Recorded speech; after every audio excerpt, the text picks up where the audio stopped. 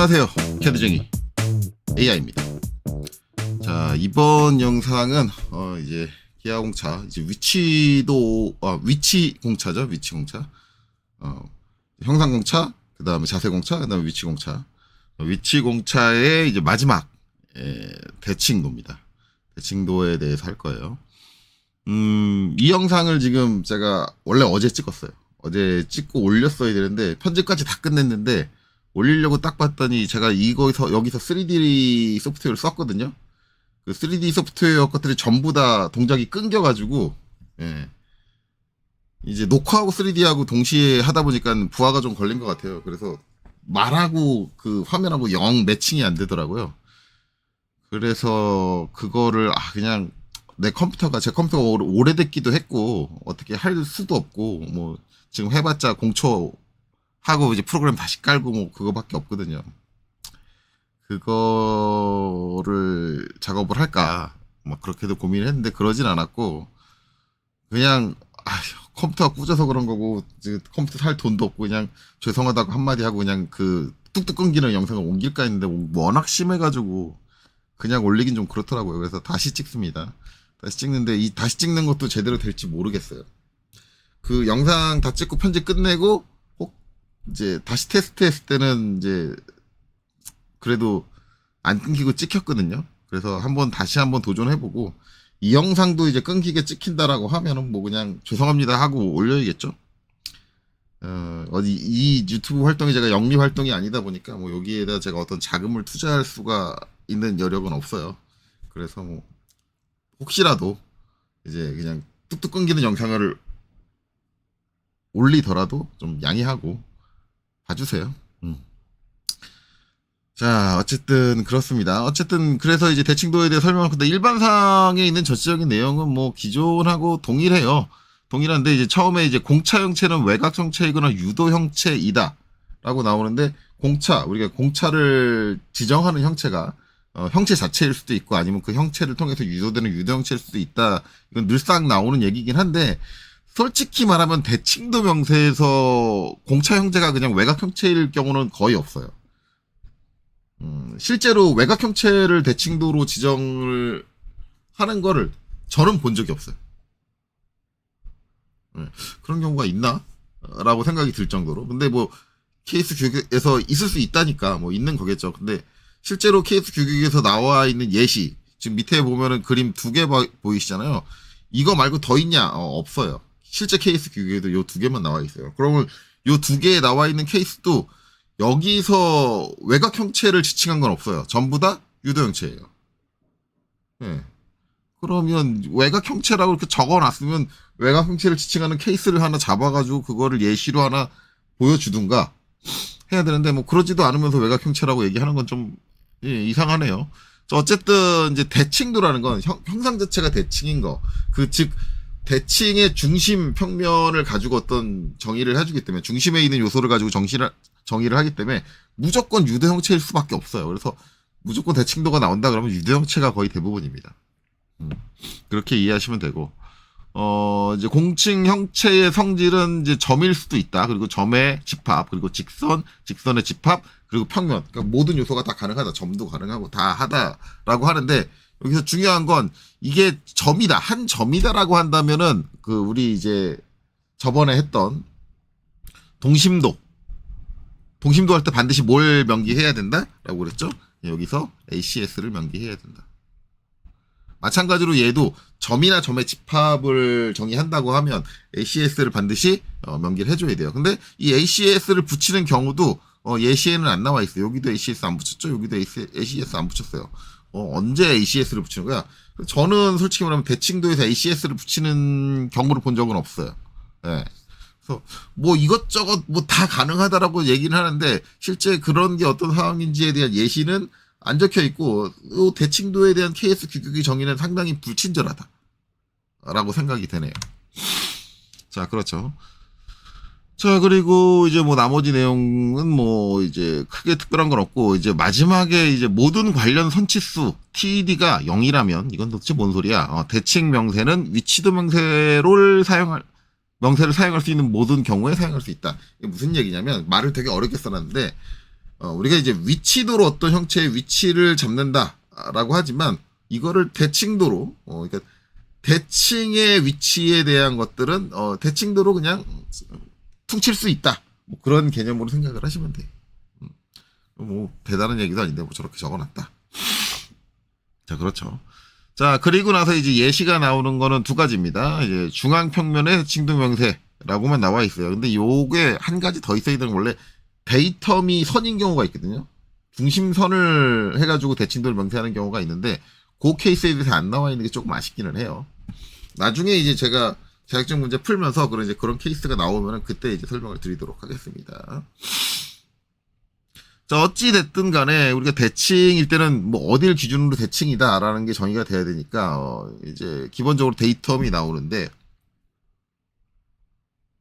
거의 데이텀도 이제 유도형체로 나와요. 지금 보면은 여기 나온 것도 이거 유도형체죠. 치수선과 일치하게 딱 되어 있는 거. 그래서 이게 이제 이면, 그쵸? 저 치수를 가지는 면이 이면과 요 아랫면, 요 두 면이잖아요. 그 두 면을 통해서 공통적으로 유도되는 뭐예요? 중립면. 네, 중립면. 그거를 의미하죠. 그리고 이제 지시되고 있는 형체. 지시되고 있는 형체도 치수선과 일치하게 딱 이렇게 붙어 있죠. 그렇다는 얘기는 뭐예요?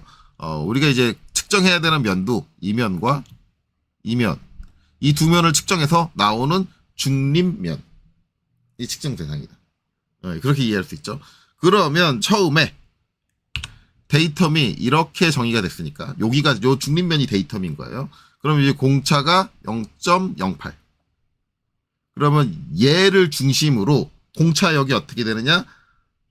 지금 놓여 있는 상태로 이제 위아래죠. 위아래로 0.04. 저 공차역의 절반값이 떨어진 평행한 평면. 데이텀과 평행한 평면이 기준이 되는 거예요. 그래서 요 위로 요만큼 떨어진 평면, 밑으로도 대칭으로 요만큼 떨어진 평면. 그래서 이 두 평면의 간격이 얼마? 0.08이다. 그리고 우리가 측정한 측정 대상으로 공통적으로 유도되는 중립면이 이 틈새 안에 존재해야지만 한다. 저 중립면의 모든 요소가 반드시 저 이제 공차역 사이에 존재를 해야 된다라는 게 지금 저기가 갖고 있는 의미죠. 그렇기 때문에 단순히 어떤 중간의 위치다라는 게 아니라 얘가 이렇게 기울어질 수도 있잖아요. 이 면이. 기울어질 수 있는 자세까지도 같이 본다라는 거예요. 그럼 어떤 자세를 누굴 기준으로 보느냐? 당연히 데이텀 A, 중립면과 평행한 상태의 자세를 같이 보고 있다라고 볼 수 있습니다. 그렇게 되죠. 그래서 앞에서 제가 늘상 얘기했지만 우리가 위치공차, 기하공차의 위치공차는 단순히 위치값만을 따지는 게 아니라 위치값 플러스 자세예요. 자세와 위치를 같이 보는 자세공차보다 훨씬 더 엄격한 공차다. 이거를 상당히 주의해야 된다. 이거를 제대로 이해를 못해서 뭘 잘못한다? 측정을 잘못한다라는 거죠. 근데 제가 지금 아까 설명드릴 때 여기서 이제 하는 게 중립면이 선으로 그려졌고요. 여기서도 이거 측정한 중립면이 선으로 나오니까 이걸 선으로 오해하는 경우가 있어요. 왜냐하면 2D 도면에다 이렇게 명기를 해서 설명을 하니까 선 하는데 솔직히 말하면 선이 아니죠. 얘가 기울어지는 방향성은 지금 여기 보면 두 가지로 나와요. 이제 이렇게 여기서 이렇게 기울어지는 이 기울어짐이 있을 수 있고 요 방향으로 이 방향이죠. 이 방향으로 기울어지는 요 기울기가 있을 수 있고 그다음에 여기서 여기까지 이렇게 기울어지는 이 기울어짐이 있어요. 그래서 기울어진 방향이 두 개가 존재하거든요. 그래서 입체적으로 봐야 돼. 그래서 결국은 이제 여기 있는 면 전체로 봐야 된다. 도시되어 있는 게 이렇게 도시가 돼 있다고 해서 2차원적으로 판단을 한다라면 되게 문제가 돼요. 근데 대부분 전산환경 지휘도 기능사나 뭐 그런 쪽에 이제 작성되어 있는 내용들을 보면은 하는 그런 실수들이 되게 이 기하공차를 2차원 도면에 기입돼 있다고 해서 2차원적으로 판단해. 저렇게 기입돼 있다고 해도 3차원적으로 판단을 해야 되는데 그러지 못하는 거예요. 상당히 좀 아쉽죠. 그래서 이제 이거를 3차원적으로 설명을 하려고 제가 3D를 켜가지고 막 돌려서 했는데 이제 거기서 버벅거리기 시작을 했어요. 그리고 이제 그 영상이 제가 실제 영상을 찍을 때 나온 상황보다 훨씬 더 영상 찍힌 거에는 더 심하게 버벅거려가지고 뚝뚝 뚝뚝 끊기면서 화면이 변화가 없이 한참 있다가 변하고 한참 있다 변하고 뭐 이런 식으로 돼가지고 설명하고 이제 그 내용하고 전혀 매칭이 안 되게 그렇게 찍혔거든요. 그래서 지금 이제 3D로 넘어갈 거예요. 저걸 이제 3D적으로 설명을 하기 위해서. 근데 잘 찍힐지는 좀 걱정이 되네요. 컴퓨터가 안 좋아서. 자, 어쨌든 해봅시다. 자, 그래서 이제 늘상 이제 제가 여기 설명할 때는 이제 퓨전 이것을 이용해서 설명을 하고 있고, 여기서 지금은 이제 얘만 있으면 될 것 같아요. 지금 설명할 건 저것만 있으면 되니까 다 끄고 가시성들을 다 끄고 딱 저것만 남겨놓을게요. 요것만. 그래서 이렇게 또 끊기는 것 같은데. 화면 돌려보면 더 확실하게 알겠죠? 그래도 어제보단 덜 끊기네요. 일단 요걸로 한번 찍어보고 안 되면 뭐 어쩔 수 없을 것 같아요. 자, 일단은 이제 데이텀. 데이텀에 대해서 설명을 하자면 이거죠. 결국은 이제 치수가 이제 이렇게 기입이 돼 있고, 그다음에 이제 이렇게 돼 있고, 여기서 데이텀 삼각형이 그려져 있고, 이제 얘가 A다 라고 돼 있어요. 그러면 우리가 2차원적으로 판독을 했을 때, 그쵸? 2차원적으로 판독을 했을 때는 결국은 요렇게 이 선과 2D에서 그릴 때는 선으로 그리잖아요. 이 선과 사이의 중립선이다 라고 하는데, 이걸 입체적으로 보면 더 이상 중립선이 아니죠. 중립면인 거예요. 그래서 그거를 표시를 해드리면 여기서 중간 평면 해가지고 이 면과 또 심하게 끊기는 것 같은데요. 예, 지금 심하게 끊기는데 이게 제대로 찍혔을지는 찍고 나서 확인해야 돼요. 이거보다 제가 지금 화면에서 보고 있는 것보다 더 심하게 끊기더라고요. 여기 요렇게 두 면 사이에 지금 중립면이 나왔죠. 이렇게 중립면. 요거예요. 요게 뭐다? 데이터. 실제 데이터 A는 요 상태. 이 상태가 데이터 A가 됩니다.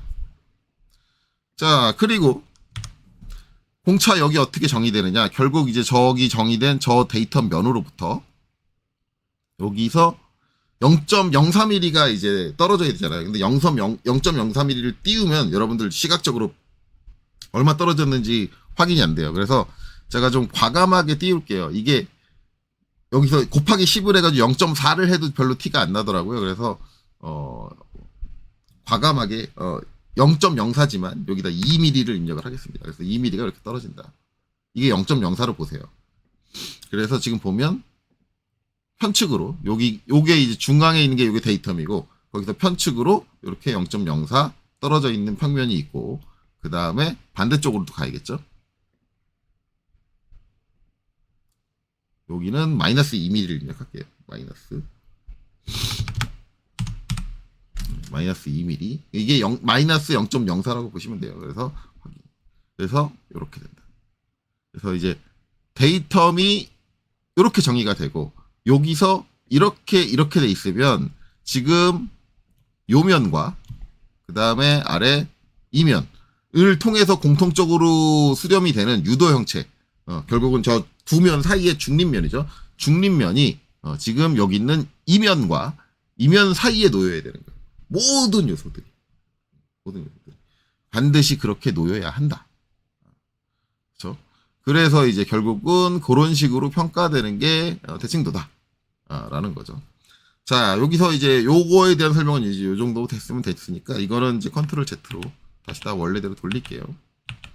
숨겨놓은 것도 그 이유 거 설명할 땐 필요하니까 다시 다 나오게 해주겠습니다. 자, 이렇게 하고 이제 다시 CAD로 돌아갈게요. 자, 다시 돌아왔습니다. 영상을 좀 끊어서 찍었어요. 이제 아까도 약간 버벅거리는 게 보였고 그걸 좀 확인하느라 끊어서 찍었는데 지금 끊고 다시 시작을 한 건데 그리고 영상 확인했는데 조금 어제처럼 심하지는 않은데 그래도 여전히 끊기는데 뭐 이것까지는 제가 어떻게 할 수는 없을 것 같아요. 그리고 이제 3D 전환할 때는 그냥 바로 전환하지 말고 한번 영상 촬영하는 거를 끊고 좀 시스템이 안정화된 다음에 3D로 넘어가서 촬영을 하고 이걸 편집으로 결국 이어붙이는 방식으로, 제가 편집으로 이어붙이는 방식은 그렇게 좋아하지는 않거든요. 제 영상을 보시면 아시겠지만 그냥 한 번에 다이렉트로 찍는 걸 좋아하는데 컴퓨터 시스템 상황상 뭐 어쩔 수가 없을 것 같아요. 제가 편집을 잘하는 편이 아니어가지고 편집을 많이 하는 걸 좀 피하려고 하는데 그렇습니다. 어쨌든 이제 요거에 대한 명확한 기준은 제가 설명을 드렸습니다. 그리고 이제 밑에 것도 별반 다를 건 없어요. 밑에 것도 이제 다 똑같은데 결국은 데이텀이 얘는 이제 데이텀 시스템에 엮여 있죠. A, B 두 개가 나오고 결국 이렇다는 얘기는 얘는 이제 여기에 뭐가 껴져서 이 위치가 결정이 나고 그다음에 세컨더리 두 번째로 여기에 뭐가 껴져서 이제 잡아준다. 완벽하게 이제 그 위치를 잡아준다. 이 개념인데 이럴 때 이제 요거에 대한 데이텀 시스템에 의해서 잡히는 얘의 자세를 기준으로 해서 이제 거기에 대칭을 잡아라 라는 얘기인데 솔직히 말하면 이거는 솔직히 그렇게 좋은 표현 아니에요. 왜냐면 이렇게 만약에 고정되는 이쪽과 홈을 이용을 해서 고정되는 시스템이라고 한다면 이게 데이텀 시스템이 될 수가 없어요. 제 데이텀 시스템 같은 경우는 제가 앞서서도 뭐 얘기를 했지만 명확하게 우선순위가 존재를 해야 돼요. 여기가 첫 번째고 여기가 두 번째라는 우선순위가 명확해야 되는데 실제적으로 지금 여기 예시로 나와 있는 형체는 중앙을 기점으로 완전히 좌우로 대칭이 되는 형체고 이렇게 돼 있는 형체의 특징들이 뭐냐면 조립자가 조립을 할 때 여기가 first다, 여기가 second다를 지정을 못해요. 뭐냐면 양쪽이 똑같이 생겼기 때문에 뒤집어서 조립할 수도 있거든요. 그러면 작업자가 어떻게 조립하느냐에 따라 first와 second가 달라지는데 그거를 데이텀 시스템에다 first와 second를 정의할 수 있다? 불가능합니다. 완전히 불가능한 얘기예요. 그렇기 때문에 솔직히 말하면 얘는 A-B, 저 중간에 칸막이가 없고 A-B로 해서 공용 데이텀으로 표현되는 게 훨씬 더 적절합니다. KS 규격 자체에 정의된 것도 부정을 하느냐? 예, 맞습니다. KS 규격 자체에 정의되어 있는 것도 부정할 수 있어요. 왜냐하면 이것도 시스템이 좀 잘못되어 있어요. 물론 저게 진짜 우선순위가 발생한다 그러면 데이터 시스템에 엮을 수도 있지만 좋지 않은데. 자, 어쨌든 그렇습니다. 그래서 뭐 어찌됐든 이제 A와 B를 데이터 시스템에서 나오는 요 중립면이 있고 그 중립면에 대해서 대칭도를 지정한다라는 거. 그렇게만 생각을 하시면 되고 마찬가지로 한 점에 대한 게 아니고 이제 전체적인 면의 모든 조성에 대해서 얘기를 하고 있는 거다라고 보시면 돼요. 그래서 실제적으로 그 해석은 이제 그 다음 페이지에 보면 이렇게 된다. 면 전체 여기 이 그림이 상당히 중요한 게 요 T가 공차역이거든요. 그러니까 데이텀 중립면에서부터 요 A가 중립면 데이텀을 얘기를 하는데 데이텀 A인데 중립면에서 공차역만큼 그러니까 중립면을 기준으로 제가 절반값이라 그랬죠. 절반값 위아래로 절반값 이렇게 된 영역 안에 우리가 측정한 공칭 형체에 대한 그 유도 형체의 모든 요소들이 다 이렇게 들어와야지만 OK로 판정이 될 수 있다가 상당히 중요합니다. 즉 결국 전 요소를 다 측정을 해야 된다는 게 되게 중요하죠. 제가 이걸 강조를 하는 거는 실제로 이제 요 대칭도 측정하는 측정 방법에 대한 영상은 그 유튜브에서 바로 대칭도 측정이라고 검색을 하시면 바로 나올 거예요. 바로 나오는데 예전에 위치도나 그런 것들 설명을 할 때 동심도랑 그런 거 설명을 할 때 얘기했지만 측정을 잘못해요. 잘못합니다. 그래서 이제 그거에 대해서 추가적으로 설명을 드릴 거예요. 이제, 그거는 이제 3D 쪽으로 넘어가서 측정을 설명드리도록 하겠습니다. 그래서, 3D로 넘어가도록 하죠. 자, 이제 영상 끊고 다시 3D로 넘어왔습니다. 예, 근데 잘 움직이려나? 예, 아까 다이렉트로 넘어왔을 때보다 훨씬 잘 움직이네요. 일단 측정 방법. 가장 좋은 거는 3차원 측정기를 이용하는 게 좋습니다. 왜냐면 이 면에 모든 요소를 다 연속적으로 측정을 해야 돼요. 실질적으로 제대로 측정을 하려면. 한 개의 요소도 놓지 않고. 근데 사람이 수작업으로 측정을 할 때는 연속적인 측정이 안 돼요. 왜냐면은 게이지를 막 이렇게 표면을 긁었다고 해서 그 게이지 값을 다 어디다 기록을 할 수가 없습니다. 사람이 연속적으로. 만약에 그게 가능하려면 그 연속적으로 할 수 있는 이제 자동 측정 장비, 결국은 그게 3차원 측정기거든요. 어떤 거리를 이동하는 동안 그 이동한 거리 값과 그 이동할 때마다 변하는 저 게이지의 그 미세한 진동, 그런 것들을 모두 다 기록해야 되는데, 그러려면 3차원 측정기를 이용하는 수밖에 없어요. 근데 이제 유튜브 영상에 있는 건 3차원 측정기가 아닌 그냥 수작업으로 측정을 하는 거잖아요. 그러면 3차원 측정기를 쓸 수밖에 없다라고 한다 그러면 이게 수작업 측정이 불가능하냐? 불가능하진 않습니다. 이제 근데 몇 가지 개념들은 꼭 지켜줘야 되는데 그 유튜브에 나오는 영상은 그 개념을 전혀 지키지 않고 있어요. 자, 이 면에 대한 모든 요소를 다 측정을 해야 되지만 3차원 측정기가 아니면 그게 불가능하다라고 얘기를 했잖아요. 그러면 어떻게 측정을 해야 되느냐? 최소한 한 개의 면을 측정할 때 4개의 포인트는 측정을 해줘야 됩니다. 어디냐? 가장 외곽에 해당하는 여기. 최대한 외곽을 찍어주는 거예요. 여기. 그 다음에 여기. 여기. 한 개 면을 측정할 때 기본적으로 4개를 측정해줘야 되는데 그 유튜브에서 나오는 영상은 뭐가 문제냐면 그냥 아무데나 한 개. 그러니까 이 면에 대해서 측정을 한다 그러면 여기서 하나의 위치를 측정을 해요. 그리고 여기서 하나의 위치를 측정하고 여기에서 하나의 위치를 측정을 합니다. 이제 바닥은 제로니까 측정할 필요가 없겠죠. 바닥은 제로니까. 그러면 이제 요렇게 4개 포인트의 높이를 다 측정을 하면 계산은 간단하죠. 우리가 이제 중립면을 구하는 거니까 결국은 이제 요 최대 높이 나누기 2 하면 그게 중립면의 높이죠. 측정된 값에. 그렇죠. 근데 중립면의 높이가 아니라 솔직히 말하면 요 점의 높이거든요. 전체 면이 평행할 거라고 단정 지을 수는 없잖아요. 제로점과 바닥과 평행하다라고 단정 지을 수는 없어요. 왜냐하면 가공된 형상이기 때문에 여기도 기울 수 있어요. 그러니까 그걸 단정 지을 수 없는데 이거 하나만 측정하고 한다는 얘기는 뭐예요? 단정을 짓고 끝난다는 얘기죠. 그렇게 단정을 짓고 넘어가겠다라는 거죠. 자, 그리고 중립면의 높이는 나왔고 그 다음에 이제 요 면과 요 면, 이게 지금 가려져 있는 면인데 저면 사이의 중립면을 어떻게 구해요? 요 면의 높이에다가 이 면의 높이 마이너스 방금 전에 요 면의 높이를 해주고, 그쵸? 이거 나누기 2한 값을 어디다가 여기다가 더해주면 되는 거죠. 그쵸? 그러면 뭐예요? 중립면의 높이가 나와.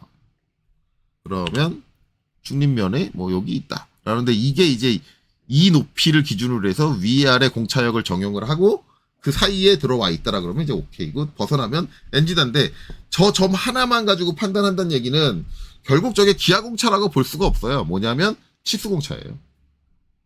기하공차는 저 위치뿐만 아니라 모든 면의 자세를 봐야 돼요. 왜냐하면 이게 가공을 한다고 생각을 하면 얘가 가공이 툴이 어떻게 들어오느냐에 따라서 기울어지는 방향이 있거든요. 또 끊기기 시작하네. 영상을 좀 많이 찍으니까. 기울어지는 위치가 어떻게 되느냐. 만약에 이쪽 방향에서 봤다 그러면은 얘가 이렇게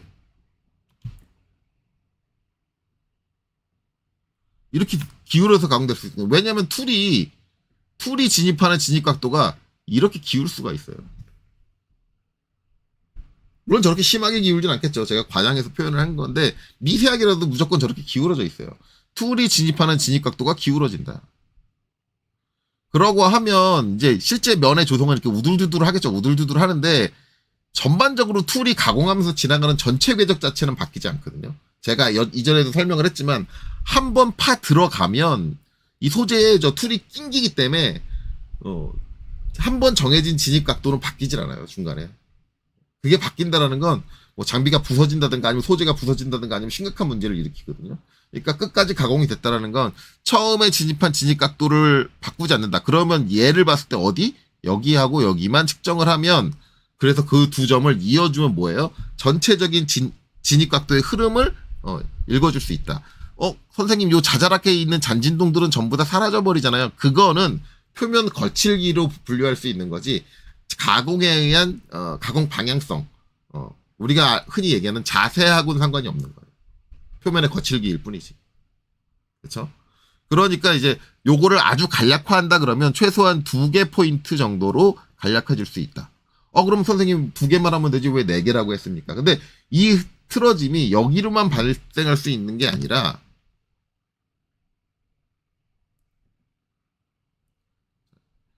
여기서도 발생합니다. 얘는 좀 숨길게요. 얘는 숨기고 여기서 발생할 수 있는 거지. 얘는 좀 옮겨놔야겠네 옆으로.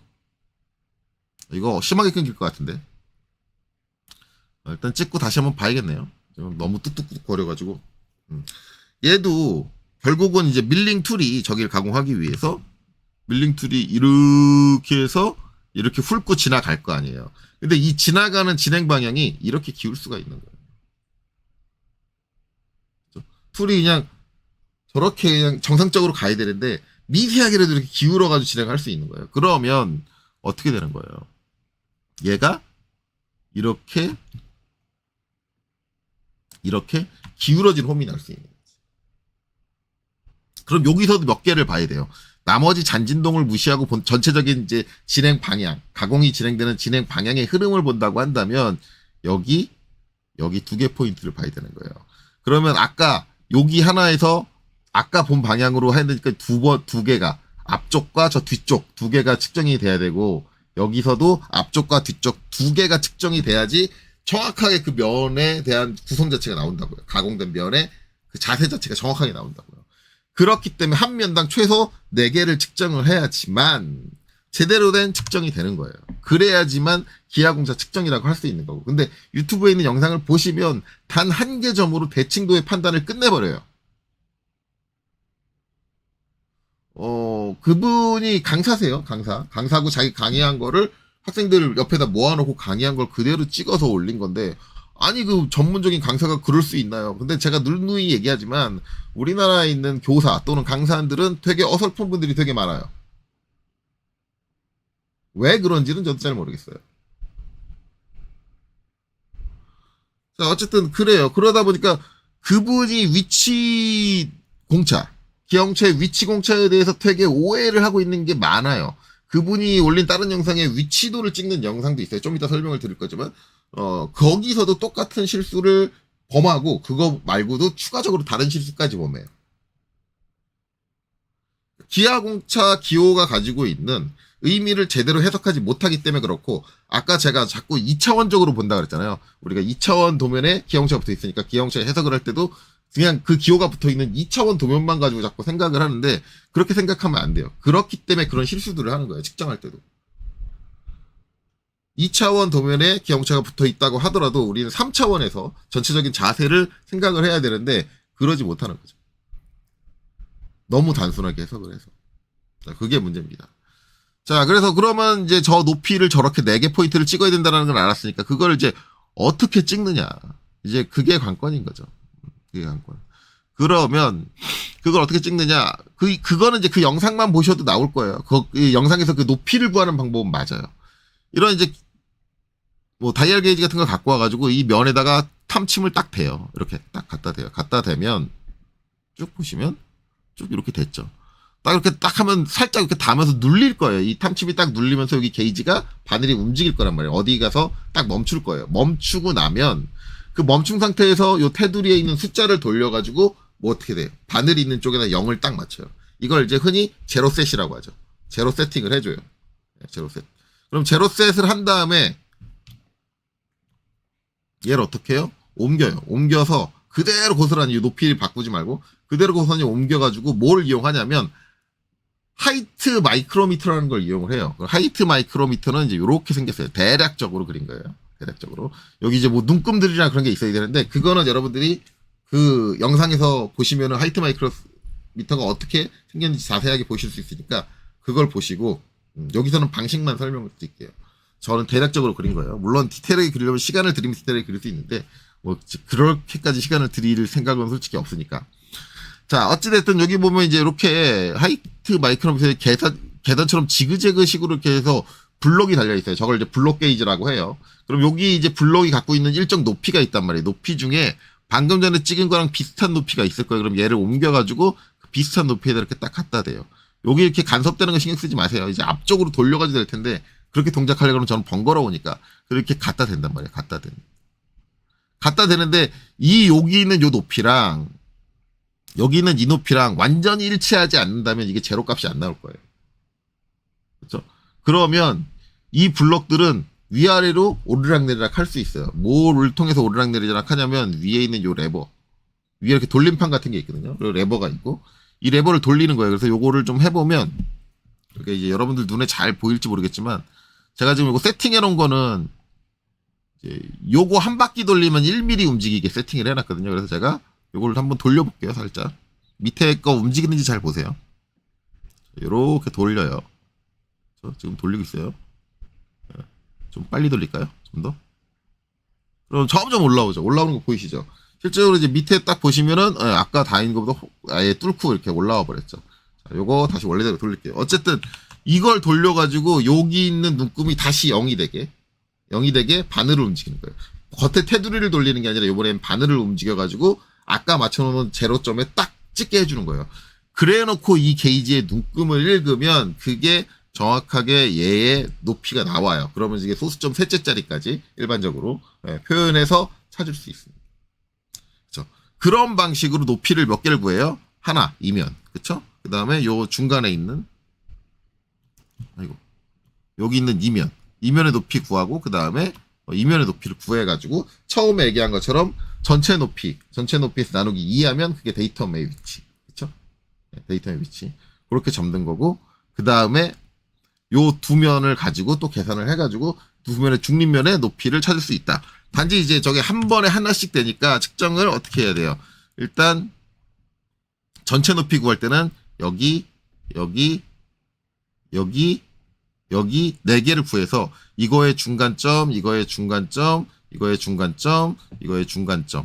해가지고 뭐예요? 중립면을 구하시는 거예요. 이렇게 전체를 이어가지고. 이 면의 조성을 구하고 이 면과 공차역만큼 위아래로 평행한 평면 두 개가 있다라고 생각을 하고 그 다음에 뭐예요?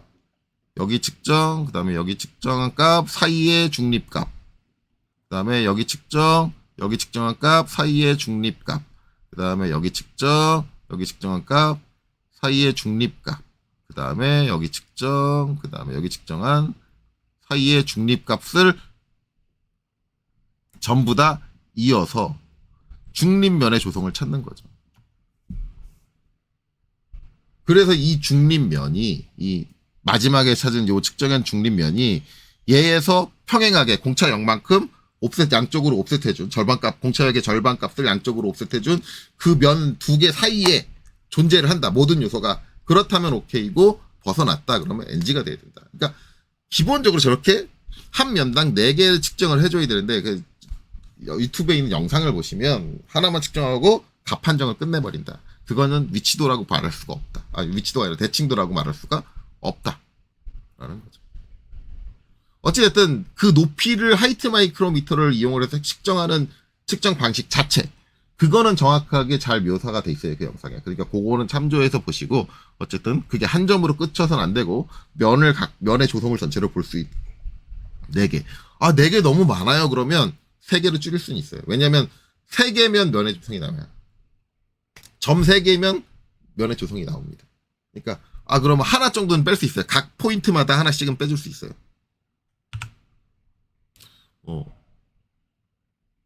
이거 눈금이 어딨냐? 마우스가 저기 밑에 있네요.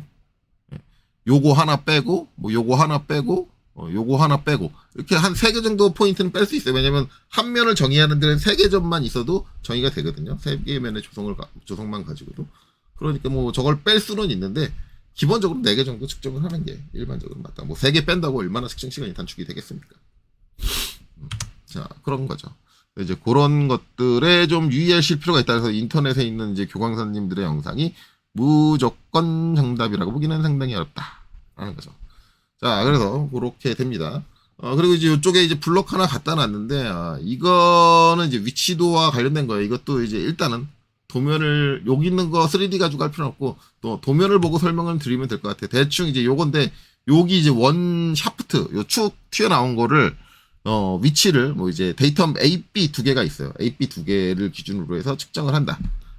그런 개념으로 이제 마찬가지, 요 하이트 마이크로미터를 이용을 해가지고, 여기랑 같은 개념으로 측정을 하거든요. 그러면 이제 어떻게 하냐면, 만약에 이제, 지금, 여기가, 요 바닥면이 데이터 메이다라고 하면, 지금 바닥면이 딱 정반에 닿게 세팅이 돼 있잖아요. 이 상태에서, 요 점의 높이를 구해요. 그러면, 여기서 이제 판단할 수 있는 게 뭐냐면, 요 최대 높이, 여기서 이 높이를 빼면 이 원에 지름을 구할 수 있어요. 이 지름이 공차 안에 들어오느냐 안 들어오느냐를 판단할 수 있거든요. 첫 번째. 지름에 대한 치수 공차를 확인할 수 있다. 그리고 요 아래쪽 높이에다가 아까 했던 것처럼 윗 높이 마이너스 아랫 높이 나누기 2한 값을 요 아랫 높이에다가 더해주면 뭐예요? 요 중심점의 위치가 나오죠. 그렇죠? 그러면 요 중심점의 뭐예요? 위치 도를 구한다. 뭐 이렇게 요 하이트 마이크로미터를 이용을 해서 똑같은 방식으로 대칭도 측정할 때 똑같은 방식으로 위치도를 측정을 해요. 그러면 이제 뭘 잘못하고 있느냐? 당연히 한 번만 측정해요. 근데 얘는 한 번만 측정하면 될 게 아니라 얘 같은 경우는 면이 아니잖아요. 면이 아니니까 어떻게 해야 되냐면 4분을 찍으면 여기 4분하고 저 안쪽 4분, 위도 여기 4분하고 저 안쪽 4분, 최소한 요렇게 4개는 구해야 돼. 이 원에 대해서. 그래야지 중심의 선, 중심선, 즉 결국 무슨 얘기냐면 이 중심축이 가지고 있는 이 축선의 방향성, 데이터 A에 대해서 만약 위치도가 정의되어 있다면 이 축선, 요 위에 있는 이 축선은 공차역 내에서 이 데이터 A랑 뭘 해야 되냐면 평행해야 돼요. 늘상 계속 지금 강조하면서 얘기하지만 위치도라는 건 단순히 위치값만이 아니라 그 자세까지도 같이 규정을 하고 있는 거예요. 데이터 A에 대해서 저 축선은 평행한 상태로 놓여야 돼요. 공차역 내에서. 그러려면 기본적으로 4분을 찍을 때 2개 포인트는 찍어줘야 되는데 하나만 찍고 끝난다는 거죠. 그건 앞에 실수하고 똑같이 실수를 한 건데 문제는 뭐냐면 두 번째는 데이터 B가 여기에요. 옆에. 여기가 데이터 B거든요. 이게 데이터 B고 여기서부터 이제 이 거리를 보는 거예요. 그럼 이때 이 강사가 뭘 어떻게 하냐면 얘를 돌려가지고 데이터 B 이면을 정반에 안착을 시켜요. 자, 그 순간 잘못됐어요. 왜냐면 거기 표시된 게 어떤 식이냐면 데이터 시스템이에요. 이렇게 있고 공차기호 있고 공차역 있고 2개 나눠져 가지고 여기가 A요 여기가 B다 라면 이 데이터 B는 얘가 그냥 고스란히 이면에 닿으면 안 돼요. 저 데이터 B의 첫 번째 조건은 일단 데이터 A와 여기가 직각인 상태의 면만 데이터 B가 될 수 있어요. 그럼 얘를 얹어 놓으면 이면과 직각이냐? 아니죠. 이게 이렇게 되는 거는 도면상으로 봤을 땐 직각이지만 실제 가공되면 직각으로 가공될 확률은 0%예요. 제가 얘기했잖아요. 제로 가공이란 존재하지 않는다고. 물론 제로 가공이 아예 존재하는 거냐? 가능성은 있어요. 엄청나게 희박한. 제가 뭐 만화에서 많이 나오는 표현이고 그런데 원 오브 사우전드 얘기하잖아요. 1000개 중에 하나. 운 좋게. 그게 제로 가공이 돼요.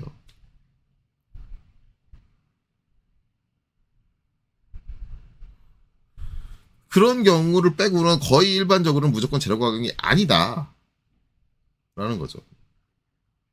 자, 그래서 이제 요거에 대해서 좀 디테일하게, 왜 그게 잘못됐느냐를 설명을 하려면, 이제 CAD로 돌아가야 될 것 같아요. 그래서 일단은 영상을 끊고, 이 영상 지금 3D로 돌린 거 제대로 찍혔는지 확인을 하고, 다시 하도록 하겠습니다.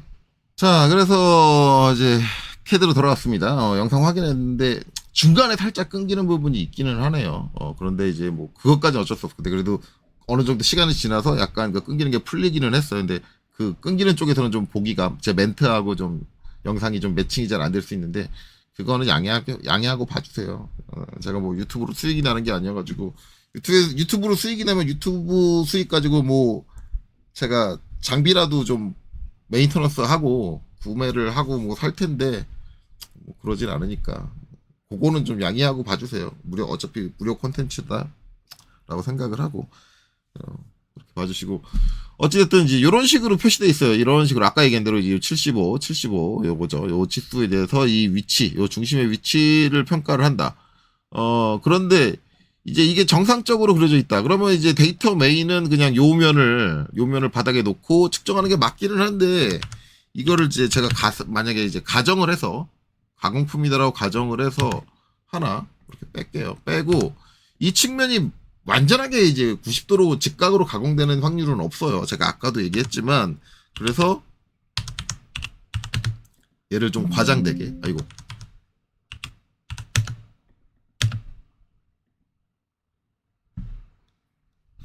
한 2도? 네, 이렇게 안쪽으로 들여줄게요.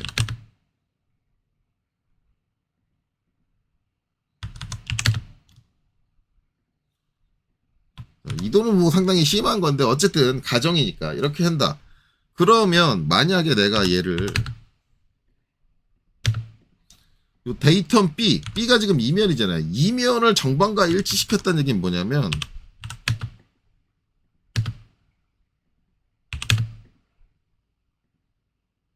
이렇게 놨다는 얘기예요. 저게 이제 기울어져 있으니까 기울어진 채로 놓고 뭐예요? 이 바닥에서부터 이 높이를 읽는다는 얘기예요. 근데 우리가 데이텀 시스템 A, B가 된다는 얘기는 뭐냐면 이면을 통해서 추론되는 게 데이텀 A잖아요. 그러면은 B면은 얘처럼 이렇게 기울어져 있으면 안 되고 무조건 얘랑 직각이 돼야 돼요. 직각이. 그게 우선이란 말이에요. 왜냐면 A가 1차 데이텀이니까 1차 데이텀과 직각이 안 이루어지는 B는 존재할 수 없어요. 그래서 데이텀 B라는 건 데이텀 피처인 이 면 전체를 가지고 조성이 되지 않아요. 그냥 어떻게 조성이 되느냐?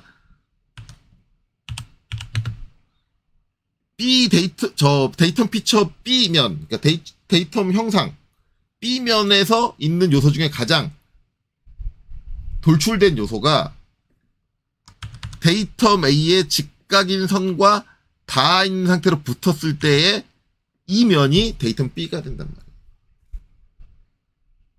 그렇게 해놓고 측정하라는 얘기인데 여기 있는 이 데이텀 시스템이라는 건 얘를 이렇게 돌려놓고 측정하면 엉뚱하게 측정을 하는 거죠. 그 강사는 자기가 이 데이텀 기호 이거를 붙여놓고도 저게 뭘 의미하는지를 제대로 이해를 못하고 측정을 하고 있는 거예요. 이게 말이 되나? 그럼 이거 측정하려면 어떻게 해야 됩니까? 이거 측정하려면 결국은 얘를 이 하이트 게이지로 측정을 하려면 이렇게 돌렸을 때도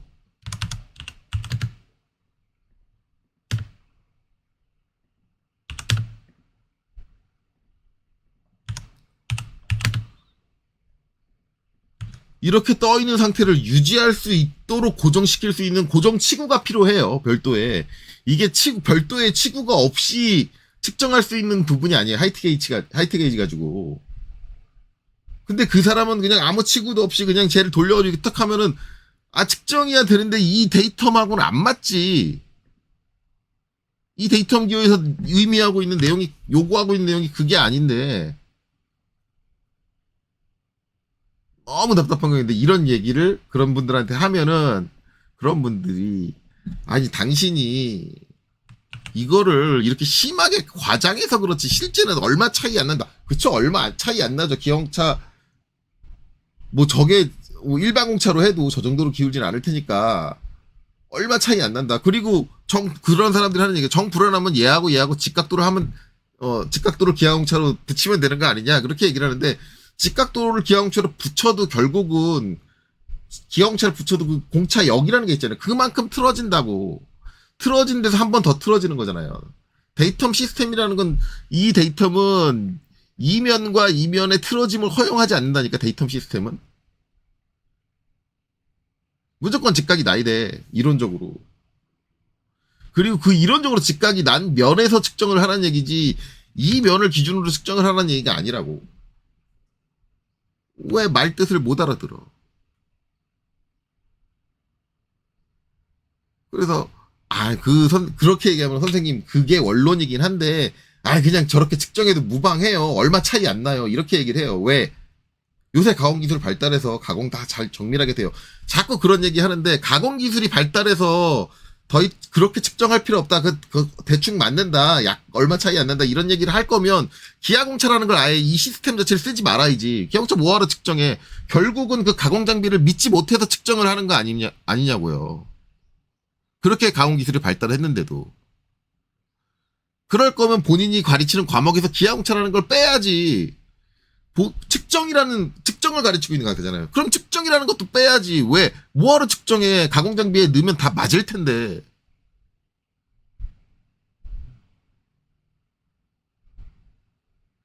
그러니까 말이 안 되는 논리를 갖다 붙이는 거야.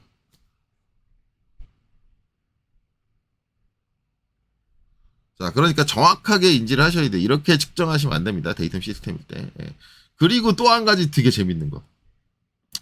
시중에 이제 이런 문제, 교재 중에 이런 문제 있는 줄은 모르겠어요. 근데 이게 제가, 이거는 히스토리를 어디서 들은 건데, 듣고 본 건데, 이제 어딘가에서 이제 전산환경 기계도 기능사랑 똑같은 문제들을 다른 교재에 있는 걸 함부로 갖고 와서 쓸 수는 없잖아요. 쓸 수 없으니까 만들고 싶어요.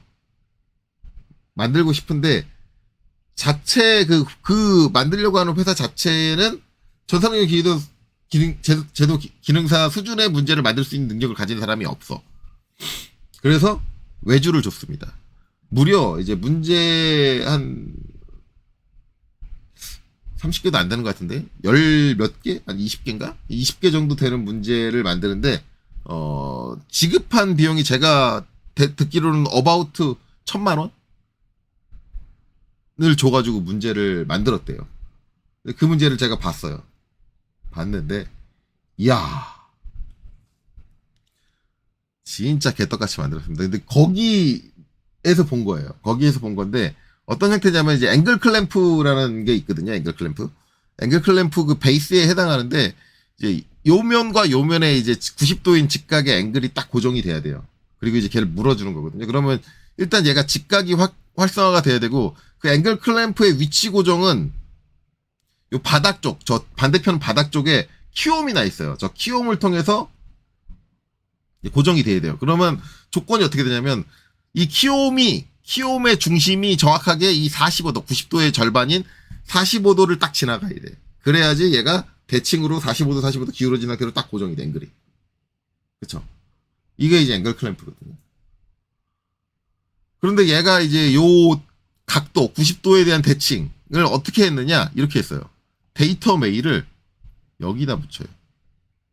요 각도 치수랑 딱 일치하는 위치에다 딱 붙였어요. 그렇다는 얘기는 뭐예요? 결국은 이면과 이면 사이에 중립면이다. 이게 되는 거거든요. 각도에 대해 적용을 하면. 자, 데이터미 이 중립면이에요. 이면과 이면을 이용한. 근데 기형체를 어떻게 붙이냐? 이렇게 붙여요. 반대쪽에다가 이렇게 해놓고 대칭이에요. 그러면 데이터 A를 기준으로 이렇게다 그러면 얘가 측정을 요구하는 건 뭐예요? 똑같이 이면과 이면이에요. 아니, 기하공차에서 형상공차를 빼고 자기 자신을 데이터으로 삼는 놈이 어딨어? 없어요. 아니, 어느 기하공차 중에 위치공차라든가 자세공차라든가 어느 공차가 자기 자신을 데이터으로 삼냐고. 그걸 자기 자신을 삼으면 그냥 형상공차지. 이 뭔 귀신 신나라 까먹는 표기 방식이지.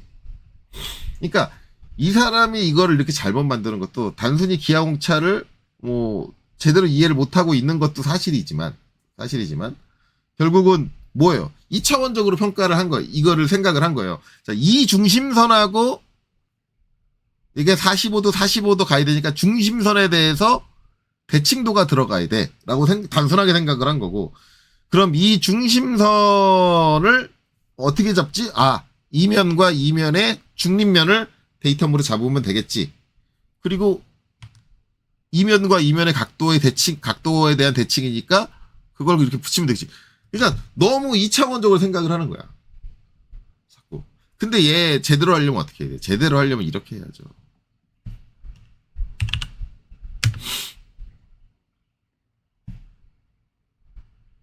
한 10mm?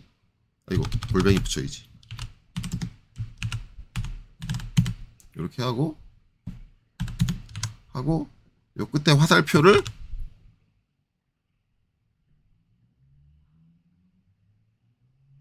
데이텀 삼각형 채우기로 바꿔주고 데이텀을 왔다 붙여야 돼요. 기본적으로 저 중립의 위치를 뭘 가지고 잡아요. 결국 이 키움의 키가 껴져서 중립의 위치를 잡아요.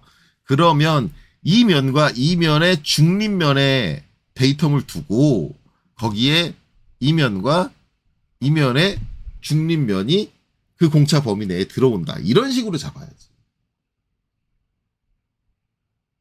아니면 반대로 이렇게 데이텀을 두고 이 기하 공차를 이 치수의 유도 형체에 두든가.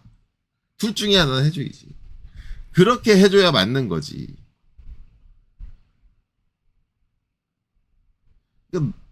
너무 도형적으로 그냥 무조건 이 중심선만 정의하면 돼 라고 생각을 하니까 이 중심선을 데이텀도 얘를 이용해가지고 정리하고 그 다음에 기하공차도 얘를 이용해서 정리를 하고 이런 말도 안 되는 게 벌어지는 거예요. 근데 이런 말도 안 되는 이런 쥐뿔도 모르는 사람이 이걸 납품하고 1,000만 원을 받아갔다. 대략적으로. 그 얘기를 듣고 아니 나한테 주지 1,000만 원을. 근데 이제 제가 이 얘기를 들은 거는 그 사건이 벌어지고 몇 년이 지난 후에요. 근데 더 웃긴 건 그 회사 내부에서 이걸 검증할 수 있는 사람이 없었다는 거예요. 그러니까 회사 내부의 전산환경 기회들 기능사 문제를 만들 수 있는 수준이 되는 사람이 없다 보니까 결국 이 사람들이 엉터리 문제를 만들어서 납품을 해도 엉터리인지를 모르는 거야. 실제적으로 이제 거기 납품된 문체를 제가 거의 다 봤거든요. 엉터리가 너무 많아가지고 제가 그 분한테 그 회사에서 그렇게 얘기를 했어요. 여기 있는 것들을 쓰시려면 정답들은 다 새로 작성해야 되고 그리고 기계 구조적으로도 문제가 있는 부분들이 있었어요. 그래서 기계 구조도 다소 문제 있는 부분들이 있어가지고 수정은 좀 하셔야 돼요. 그러니까 비싼 돈 1,000만 원 들여서 이제 그게 참 뭐 하는 짓이지. 예. 그런 거죠. 그렇게 된다. 그래서 이제 이런 일이 벌어진다.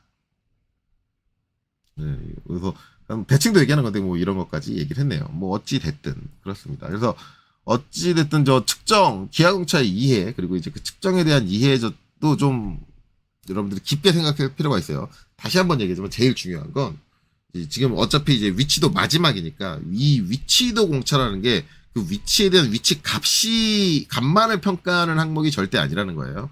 그 위치 값과 플러스 그 위치 상태에서의 자세까지 같이 측정을 하는 공차다. 그래서 그 모든 측정되는 공칭 형체의 모든 면에 대한 이제 샘플링들이 필요하고 최소화할 때는 최소한 이제 그 가공 방향, 가공 툴이 진입하는 진입 방향성을 갖출 수 있는 최소한의 여러 군데를 측정할 필요가 있다. 그런 것들은 이해하셨으면 좋겠어요. 자, 그리고 이제 마지막으로 들어갈 거는 이제 공차값. 대칭도의 공차값을 어떻게 선정하느냐. 이제 먼저 볼 거는 이제 케이스 교육상에서 일반 공차, 기하 공차, 일반 공차는 이제 지시 없는 형체의 기하 공차. 이 부분 있죠.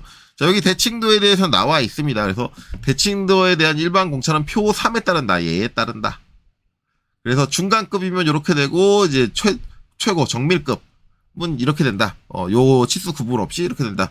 그러면 우리는 기하 공차를 정의할 때는 0.5보다 작아야지만 정의 가능합니다. 0.5보다 무조건 작아야 돼요. 0.5보다 큰 거를 대칭도로 기하 공차를 정의를 했다. 그러면은 그 일반 공차로 정의하지 뭐하러. 그냥 일반 공차의 하위급 높은 급이라고 명기를 하고 대칭 일반 공차를 주면 되지 뭐하러 그 뻘짓거리를 했느냐 라는 얘기가 되는 거예요. 즉 저 하위급 H급보다 높은 값은 값으로 선정하시면 안 된다. 일단 선정하지 말아야 될 것. 그래서 설명을 드렸습니다. 자, 그리고 이제 뭐 만약에 중간급을 쓰겠다라고 하면 이제 요 기준 치수들이 필요하죠. 로우급 쓰려고 해도 기준 치수들이 필요하고 그러면 이제 문제는 여기 다음에 얘기하는데 두 개의 형상 중 긴 것을 기준으로 취급한다. 즉 이 치수라는 거, 요 100 이하, 100에서 300, 300에서 1000, 1000에서 3000 요걸 적용하는 기준 치수가 이제 전체 이제 치수 요소 중에 두 개. 네, 그 왜 두 개냐?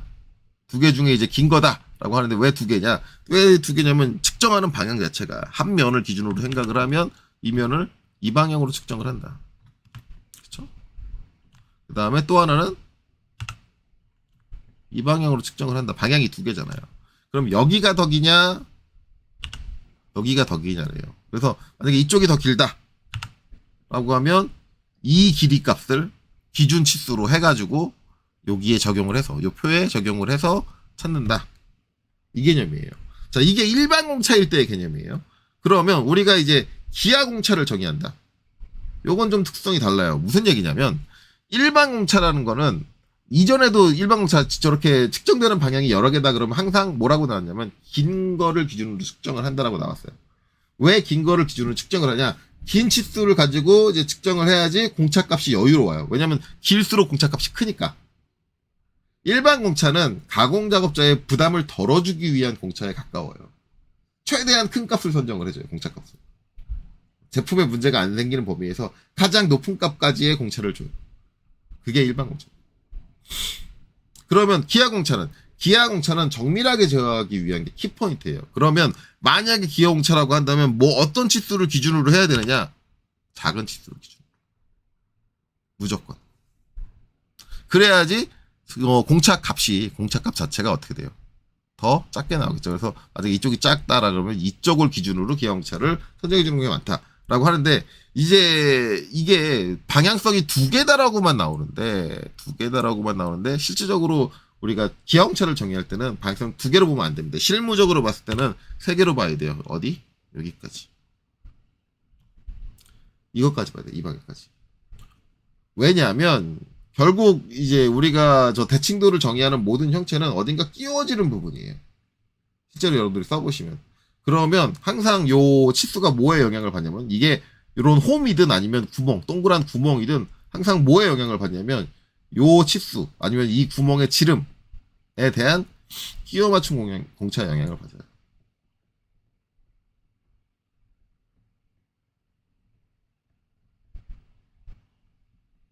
끼워 맞춤. 그러면 결국은 여기에 들어가는 공차역, 요 대칭도에 대한 공차역은 이 끼워 맞춤 공차가 가지고 있는 공차 값보다는 작아야 돼요, 무조건. 그래야지만 우리가 기하 공차로 정의할 필요가 있는 거예요. 그래서 만약에 요 끼워 맞춤이 뭐 H7이다 라고 하면 이제 IT 공차 6급, 7보다 공차역이 작아야 되니까 6급을 쓰는데 이때 그러면 이제 얘를 쓸 거냐 얘를 쓸 거냐가 이제 헷갈린다면 간단해요. 이 세 개 중에 가장 작은 값. 왜? 우리는 기하 공차를 왜 준다? 정밀하게 제어하기 위해서. 가장 작은 값을 기준으로 선정을 해준다. 근데 나는 기하 공차를 주는데 조금 좀 러프하게 주고 싶어. 그래서 난 긴 쪽을 선택할래 라고 하는데 긴 쪽을 선택할 때도 뭐 그럴 수는 있어요. 설계자의 판단에 의해서 그럴 수는 있는데 아예 없는 건 아닌데 0.5보다 작다고 한다면 상관은 없을 거예요. 긴 쪽을 선택을 해도 그 긴 쪽을 선택한 거에 의해서 나오는 IT 공차가 0.5보다는 작다라고 한다면 상관은 없는데 그때 주의해야 되는 거는 결국은 이제 그 값이 내가 선택한 긴 값이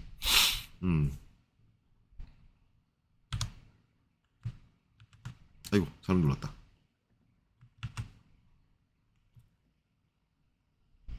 이거보다 길 수는 없다. 이거보다 길 수 없어요. 왜냐하면 아까도 얘기했지. 여기 끼워 맞춤 공차가 들어가니까. 그리고 얘보다 작아야 되니까. 만약에 얘보다 클 거라면 결국 요 끼워 맞춤 공차에서 어느 정도의 자세가 결정이 나기 때문에 의미가 없습니다. 의미가 없다. 그렇게 이해하시면 돼요. 그래서 이제 공차 값의 선정은 그런 식으로 된다라고 보시면 되겠죠. 자, 그래서 좀 영상을 좀 힘들게 찍었네요. 힘들게 찍었고 이거 편집할 거 생각하면 지금 한 영상 4개 정도로 쪼개졌는데 제가 편집을 잘하는 게 아니어가지고 갑갑하고 중간에 이제 하나 살짝 잠깐 끊기는 부분이 발생한 거 그것도 마음에 안 들긴 하는데 제 시스템의 한계니까 뭐 그건 좀 양해를 해주시기를 부탁을 드릴게요. 뭐 마음에 안 드시겠지만 어찌됐든 제가 뭐 그렇게 돈이 많은 사람이 아니기 때문에 제 개인적인 취미 장비를 뭐 이렇게 돈을 많이 들여서 지금 바꿀 수도 없는 상황이에요. 제가 지금 돈이 이렇게 여유로운 상황이 아니어가지고 양해를 해주시고 어쨌든 이렇게 해서 이제 위치도 공차까지 다 끝났는데 남은 거는 이제 예, 흔들림. 이제 흔들림 가겠죠. 이제 원조 흔들림하고 온 흔들림 요 두 가지만 설명이 되면 기아용차에 대한 이제 설명은 다 끝날 거예요. 그러고 나면 이제 다시 전산응용 기계도 기능사 문제로 돌아가서 거기에서 이제 여지껏 기아용차의 이제 의미, 이론들을 배웠다고 한다면 실제로 적용할 때는 어떤 기준을 가지고 적용을 하는가, 실제 제품을 가지고 이제 설명을 하게 되겠죠. 자, 어쨌든 이번 영상 여기서 마치도록 하겠습니다. 여기까지 보시느라 수고 많으셨습니다.